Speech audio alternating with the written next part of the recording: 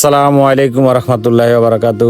আশা করি সবাই ভালো আছেন। আলহামদুলিল্লাহ আমি ভালো আছি। আপনারা দেখতেছেন আমি একটা হুইল চেয়ার বাইর করতেছি। এই হুইল চেয়ারটা ফাটাইছে আমেরিকান এক প্রবাসী ভাই।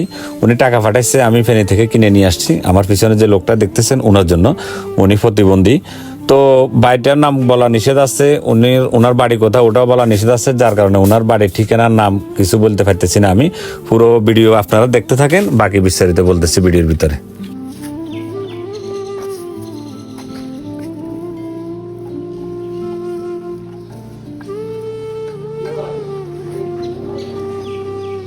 দোকান কোনটা? এটা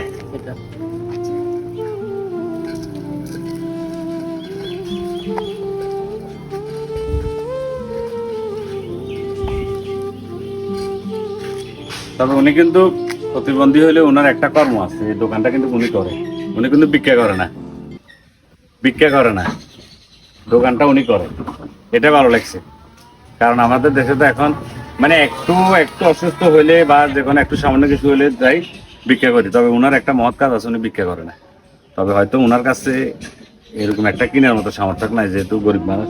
এখানে আর কয় টাকায় বিক্রি হয়, যার কারণে আমাকে বলছে যে একটা হুইলচেয়ার দেওয়ার জন্য। তো ভাইয়া এটা ফাই আপনার কাছে কেমন লাগতেছে? ভালো লাগতেছে। ভালো লাগতেছে। এটা ফাটাইছে আমার এক বড় ভাই, আমেরিকা থাকে, আমেরিকান প্রবাসী।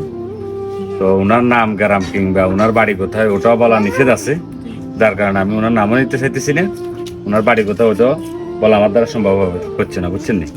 উনি বলছে যে কি আমার নাম নেওয়ার দরকার নাই, তবে আমি কোথায় থাকি এটা বললেও সমস্যা নেই, এটাও না বলি। তারপরে বলতেছি উনি একজন আমেরিকান প্রবাসী, তার জন্য দোয়া করবেন।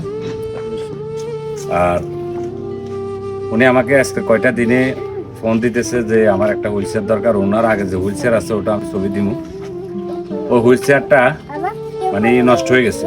তো আমি মূলত কার সাথে না কার সাথে যোগাযোগ করবো। পরবর্তীতে আমার এক বড় ভাই পরিচিত হয়েছে আর কি ফেসবুকের মাধ্যমে। উনি আমেরিকাতে থাকে, তো উনি ফাটাইছে টাকাগুলা যে ওনাকে একটা হুইল চেয়ার দিয়ে আসেন, সমস্যা নেই।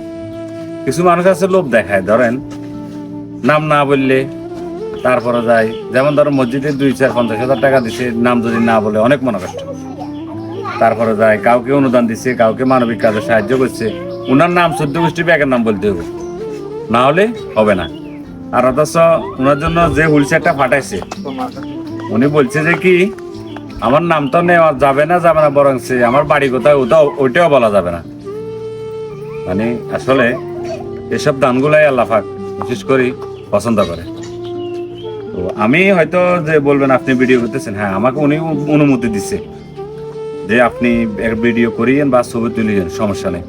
কারণ আপনার দেখায় বা আমি যেটা ফাটাইছি এটা দেখায় অন্যজনকেও সাহায্য করতে পারে, স্বাভাবিক। ওই কারণে আমি নিচ্ছি, নাহলে আমিও ভিডিও নিতাম না। আগে ওনার থেকে অনুমতি নিচ্ছি যে আমি কি ভিডিও করতে পারি বা ছবি তুলি। উনি বলছে সমস্যা নেই, করেন। উনি যদি বলতে যে না ভাই হবে না, কোনো সময় আমি জীবনে ওইটা ভিডিও করতাম না, ছবিও নিতাম না।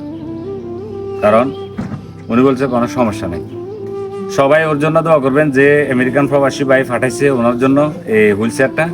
আর ওনার পরিবারের জন্য দোয়া করবেন, ওনার মা বাবার জন্য দোয়া করবেন, আমার জন্য দোয়া করবেন। আমি যেন এই মানবিক কাজগুলা চালিয়ে যেতে পারি ইনশাল্লাহ। আমার এটা দ্বিতীয় মানবিক কাজ। প্রথম কাজটা হলো উজুখানা, এই যে মসজিদে উজুখানা দিচ্ছি, এটা দ্বিতীয় হলো এটা। ইনশাল্লাহ আগামীতে আপনারা যদি আমার পাশে থাকেন আর অনেক কিছু দেখতে পাবেন, অনেক কিছু আপনাদেরকে আপডেট দিব ইনশাল্লাহ। সবাই ভালো থাকবেন। আসসালামু আলাইকুম।